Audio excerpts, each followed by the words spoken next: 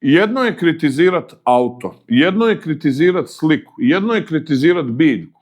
Kad kritiziraš čovjeka, jedinku, čovjeka, ljudsko biće, ti kritiziraš ljudsko biće. Ti moraš znati da to ljudsko biće ima i oca i mater, da to sve neko gleda, čita, prati i u konačnici to je ljudsko biće.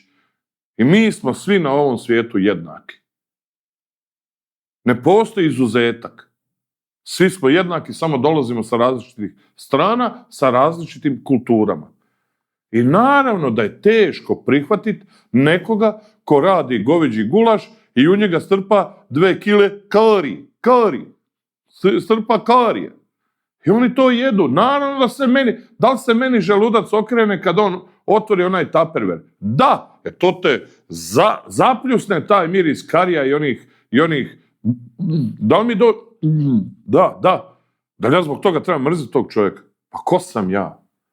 Pa ko sam ja da mrzim? A ko sam ja da namećem nekom drugom da mrzi?